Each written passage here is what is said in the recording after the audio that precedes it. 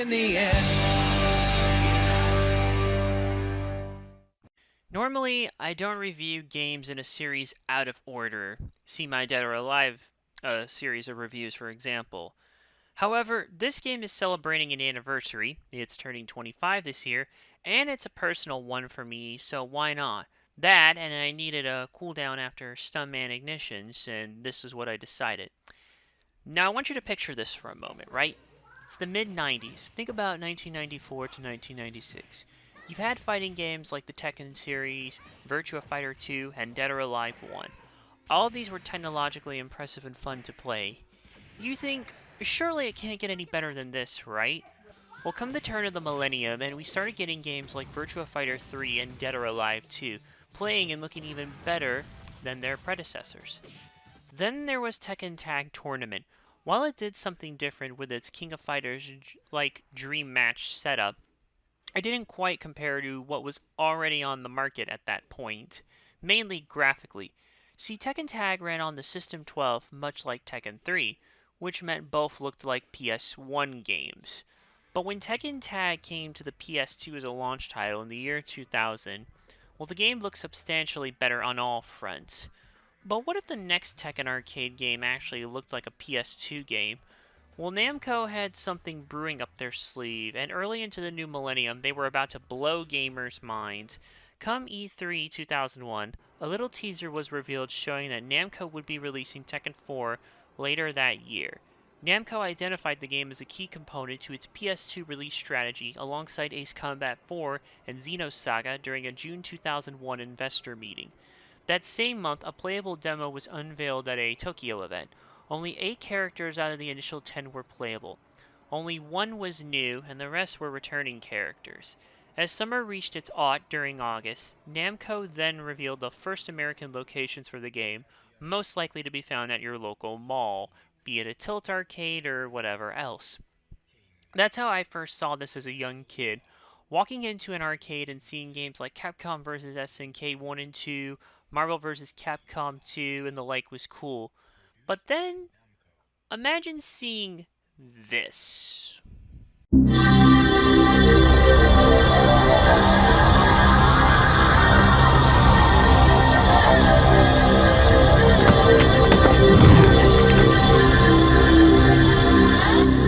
Enough to scare a child to quickly insert coins? Oh yeah, that was me. In spite of that scary intro, there was something about it that spoke to me. I couldn't get enough of it. And once we got our PS2 and found out the game was on PS2, I instantly got it and have treasured it for a long time. Tekken 4 was developed and published by Namco and originally released in arcades of August 2001 worldwide. The game later came to PS2 on March 28, 2002 in Japan, September 13, 2002 for Europe, with Sony Computer Entertainment handling publishing duties there, and 10 days later for North America. While fighting game experts can pick this game apart when compared to other Tekken games, I've always had a soft spot for this, and 25 years later, I still think it holds up. The story of Tekken 4 takes place 2 years after Tekken 3. Heihachi Mishima and Mishima Zaibatsu scientists managed to capture samples of Ogre's blood and tissue. They do this so they can splice it with his own genome to make him immortal in his quest for world domination. But Heihachi lacks the devil gene, and the experiment doesn't work as a result. Only 2 people possess the devil gene needed for this, one of them being his grandson, Jin Kazama. Jin, however, has disappeared following Heihachi's assassination attempt on him in the last game. The other person who possesses this gene is his son, Kazuya Mishima. Kazuya was thought to be dead after Tekken 2 when Heihachi defeated him, took back the Zaibatsu, and he threw him into a volcano. However, biotech firm G Corporation finds him and experiments on him. The Tekken Force are ordered to raid G Corporation's facility to get Kazuya's remains, but surprise, he's still alive. Kazuya wipes them out and is still looking for revenge against Heihachi. At the same time, Jin Kazama is training in Brisbane in the art of traditional karate, having loved everything about the Mishima bloodline since Heihachi's betrayal. To lure them both out, the King of Iron Fist Tournament 4 is announced, and the ownership of Mishima Zaibatsu is the top prize. Both men want revenge against Heihachi for their betrayal, but both are on their own. Kazuya also has further evil intentions to tap into the devil gene, and he needs Jin for that. In addition to our main players, many other characters come back from the last game, some returning for the first time since Tekken 2 in terms of mainline games, mainly Kazuya and Martial Law. Brian Fury is back to try to get Dr. Abel to modify his body to extend his lifespan. Hwoarang is trying to find Jin Kazama to fight him, but he abandons his military post, so yeah. Julia Chang is trying to get back the forest rejuvenation research data she had worked so hard on after the Zaibatsu stole it during their G Corporation raid. King enters to get revenge on the man who murdered his mentor, Armor King. We'll get to that character in just a bit. Kuma enters to get revenge on Paul Phoenix, who beat him in the last tournament. He trained for this by exiling himself to the Hokkaido mountains, in spite of wanting to watch TV through the windows of the villagers' houses. Martial Law wants the prize because of his Martial China chain going under, and he got depressed and spent most of his days drunk afterwards until he got that announcement in the mail. He trained himself to be in fighting shape. Lei Hulong enters as he learns from an informant that this crime syndicate the Hong Kong police have been trying to bring to justice hired an assassin to kill a boxer. The boxer is one of the new characters, and that assassin is Nina Williams. Nina is also dealing with amnesia following the cryo experiment she participated in after Tekken 2.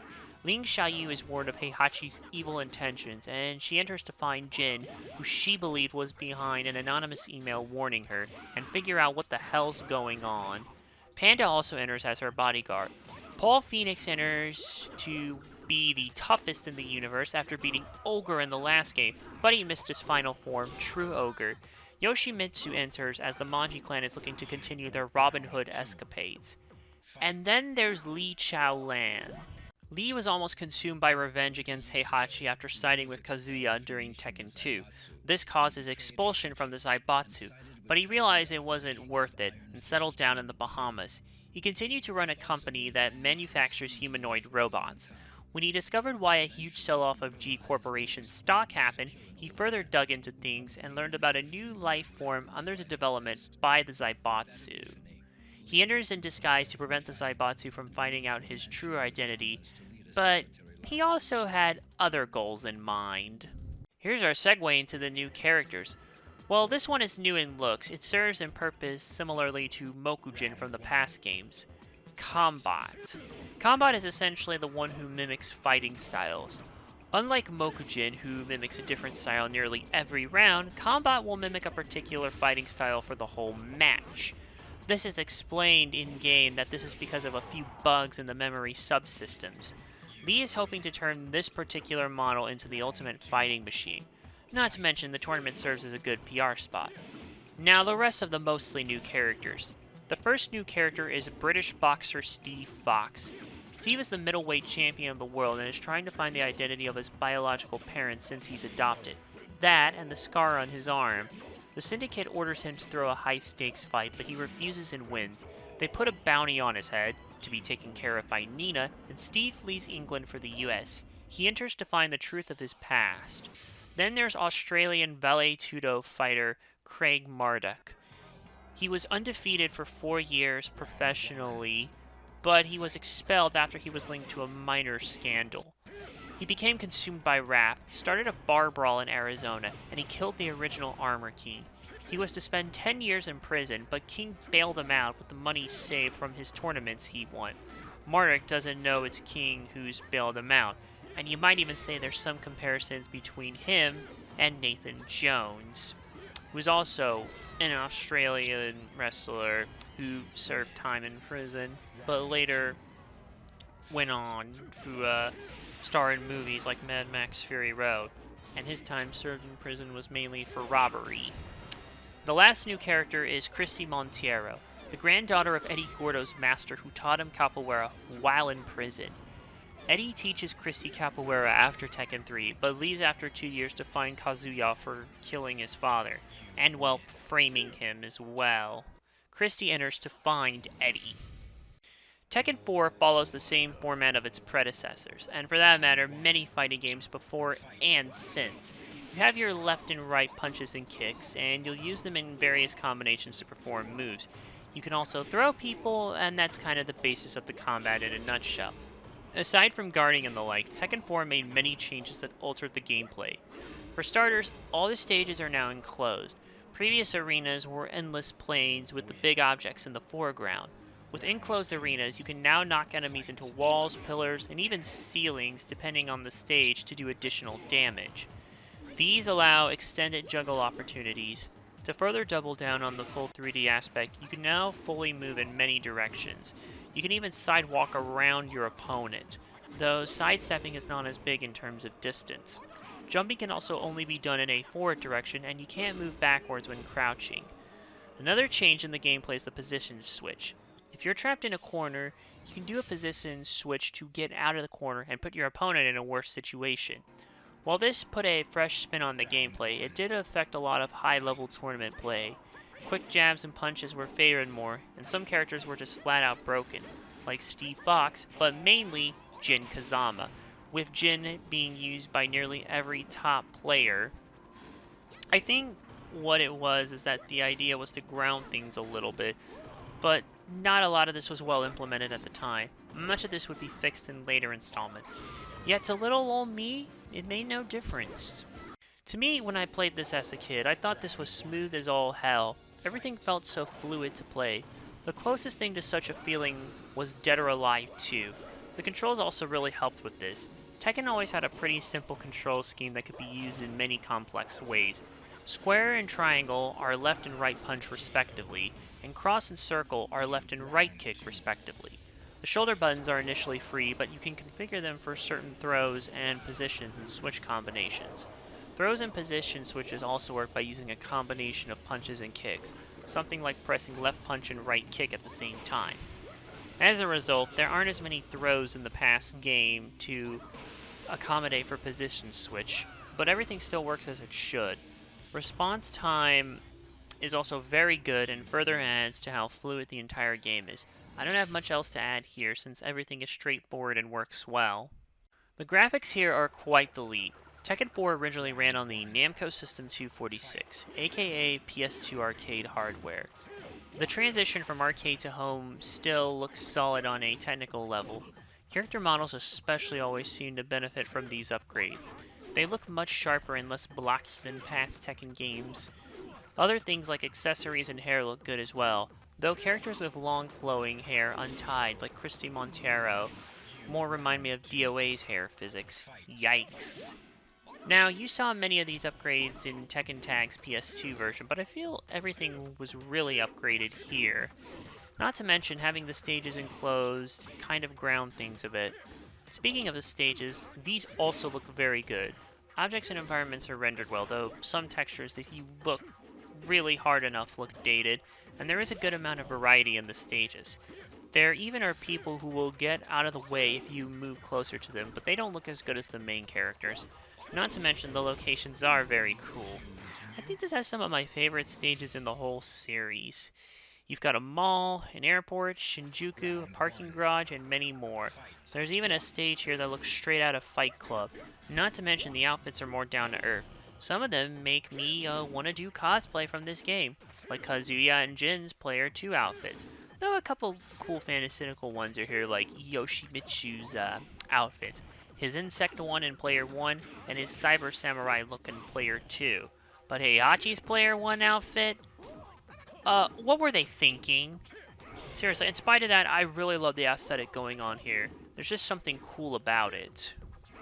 Tekken 4 is a well-made fighter that, despite some unbalancing with some characters, it still plays very well. It also looks good, sounds good, controls well, has a good amount of content, and the whole aesthetic really is unlike anything Tekken had ever seen. However, not being able to switch to arcade music on the console version sucks. Heihachi's Player 1 outfit is just WTF.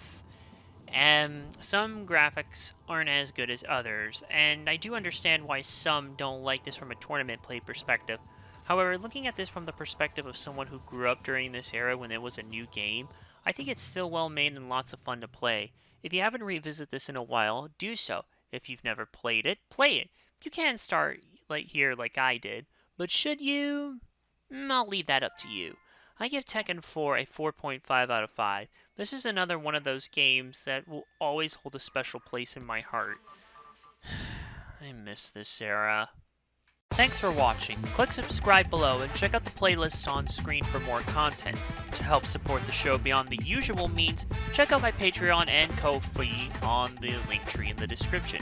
And come by my Twitch where I conquer my backlog one game at a time. See you in the next video!